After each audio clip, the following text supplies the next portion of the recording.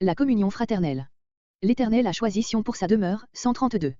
Par là même il a donné à son peuple un centre de ralliement. C'est en sa présence que les pèlerins accourus de tout pays goûtent la joie de se sentir frères. Le psaume 133 donne expression à cette joie.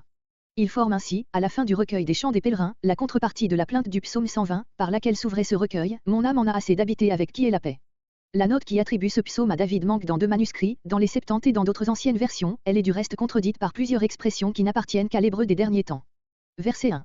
Voici. Cette exclamation nous transporte au moment même où les fidèles se voient tout réunis à Jérusalem et jouissent de se sentir un peuple de frères. Demeure ensemble, littéralement, demeure même ensemble. Le mot même fait comprendre qu'à la joie d'être unis par les liens de la race s'ajoute, pour les Israélites qui souffrent habituellement de leur isolement, celle d'être rassemblés pour la célébration des grandes fêtes. Verset 2. C'est comme l'huile. Comparaison empruntée à ce qu'il y a de plus excellent en Israël, l'huile sainte destinée au sacre du souverain sacrificateur et qui était le symbole des richesses de la vie divine. Composée d'une manière spéciale, au moyen des aromates énumérés Exode 30.22-33, elle ne devait être appliquée à aucun autre usage qu'à celui qui vient d'être rappelé. La bénédiction représentée par ce symbole se répand sur tout l'ensemble du peuple de Dieu dans ces moments solennels où il est réuni pour adorer l'Éternel.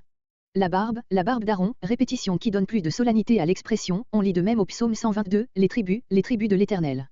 Le bord de ses vêtements, littéralement, la bouche de ses vêtements, expression qui désigne, non l'extrémité inférieure de la tunique d'Aaron, mais l'ouverture du vêtement qui entourait le cou, Exode 28.32. Qui descend. La construction de la phrase, en hébreu, semble indiquer que ces mots se rapportent à la barbe d'Aaron et non à l'huile. L'huile n'en reste pas moins le mot essentiel, si le poète rappelle que la barbe descend sur le bord des vêtements, c'est pour faire entendre que par elle l'onction sacrée s'étend indirectement jusque-là. Bovette. Ainsi la bénédiction divine se répand de proche en proche jusqu'au dernier des membres du peuple de Dieu.